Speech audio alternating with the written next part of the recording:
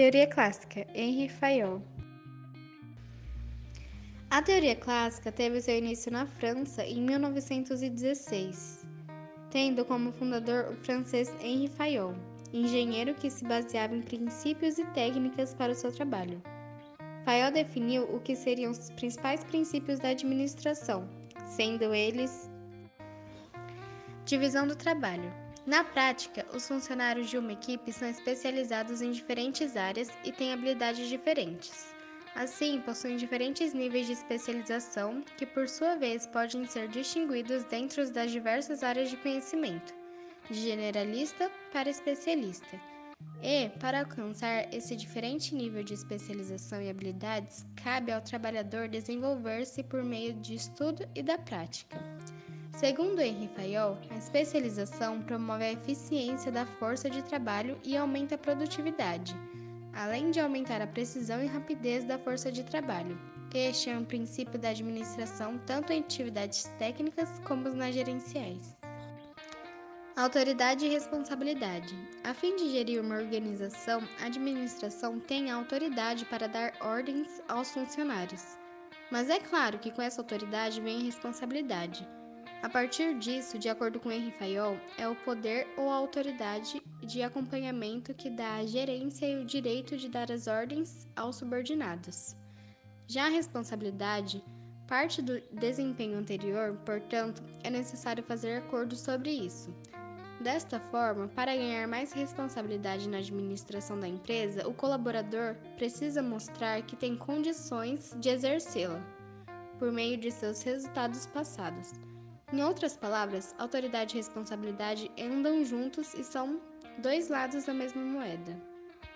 Disciplina é sobre obediência. Tal princípio, visto muitas vezes como parte dos valores centrais das empresas, associa-se à boa conduta e interações respeitosas. A disciplina é de tamanha importância, que desempenha o papel do óleo que faz as engrenagens da organização girarem sem problema.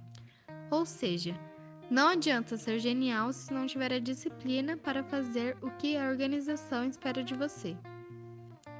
Unidade de comando. O princípio da administração unidade de comando significa que um funcionário deve receber ordens de um gerente e manter-se responsável perante esse gerente. Até porque, se tarefas e responsabilidades são dadas ao funcionário por mais de um gerente, isso pode gerar confusão, que conduz a possíveis conflitos entre os colaboradores. Portanto, usando este princípio, a responsabilidade pelos erros podem ser estabelecidas mais facilmente. Quando olho para esse princípio, lembro-me de uma anedota que meu avô dizia: cachorro de muitos donos morre de fome. Apesar de não concordar muito com o tema, principalmente sob a ótica de nossa geração, tenho por obrigação direcioná-lo à unidade de comando prevista por Fayol. Coesão do direcionamento. Esse princípio é sobre foco e unidade, cada função sobre as quais é responsável, mas vinculando-se a objetivos comuns entre todos. Isto é, todas as atividades devem ser realizadas por um grupo de forma coesa, o que garante mais facilmente através de um plano de ação. Tal plano caracteriza-se pela responsabilidade final do gerente, pois é através dele que o gestor monitora o andamento das atividades definidas e planejadas. Assim, as áreas de foco e meta são para onde tanto os colaboradores quanto a administração devem direcionar os seus esforços. Subordinação dos interesses individuais. Em uma organização, existem todos os tipos de interesses. Assim, para que uma organização funcione bem, Henri Fayol indicou que os interesses pessoais devem estar subordinados aos interesses da organização.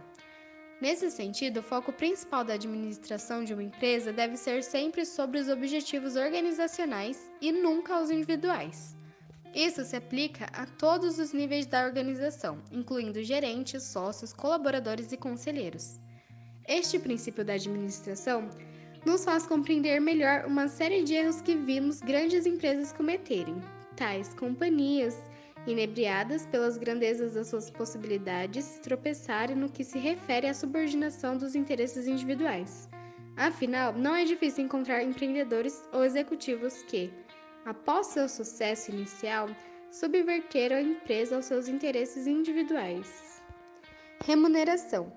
Motivação e produtividade são ideias muito semelhantes entre si, não tocante ao bom funcionamento de uma organização. Assim, este princípio defende que a remuneração deve ser suficiente para manter os colaboradores motivados e produtivos. Vale mencionar que existem dois tipos de remuneração: a não monetária, que se realiza através de um elogio, mais responsabilidades, créditos, etc., e a monetária, que são ações, bônus ou outra compensação financeira.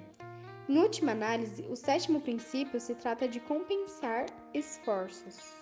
Centralização. O oitavo princípio basicamente consiste em gestão e autoridade.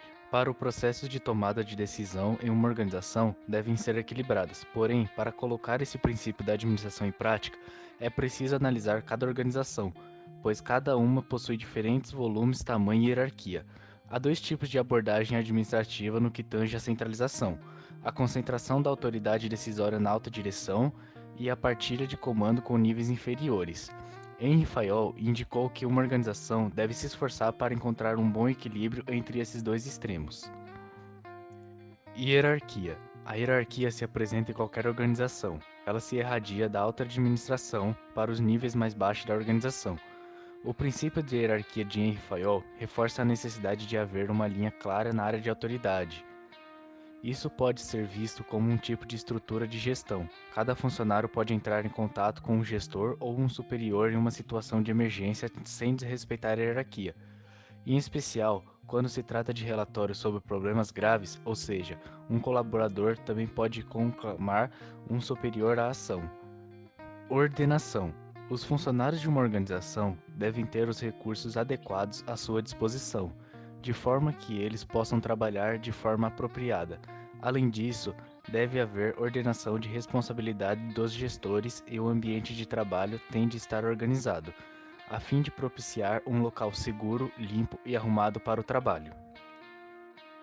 Equidade. Ocorre nos valores centrais de uma organização. De acordo com Henry Fayol, os funcionários devem ser tratados com bondade e igualdade, além de estarem alocados no lugar certo na organização para fazerem as coisas direito. Os gerentes devem supervisionar e monitorar esse processo, além de tratar os funcionários de forma justa e imparcial.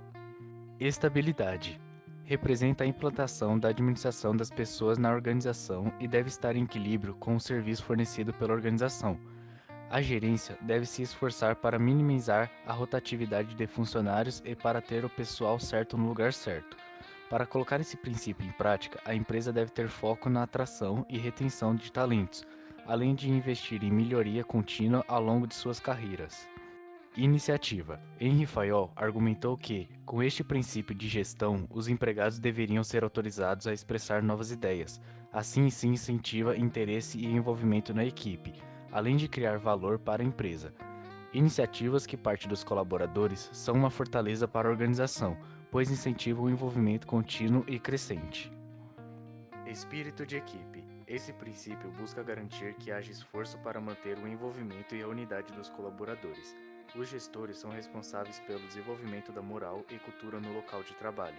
Por serem embaixadores da cultura e pela sua abrangência comunicativa, o espírito de equipe contribui para criar uma atmosfera de confiança mútua e compreensão, eliminando a má prática da reclamação e fofoca, existente em muitas organizações. Quando analisamos seu estilo de gestão corporativa, o Bradesco se apoiou nas ideias de Fayol.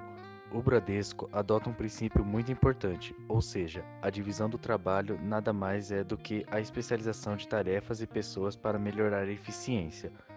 Outro aspecto que os bancos seguem é o uso do poder e da responsabilidade, que consiste principalmente em assumir os erros e consequências naturais.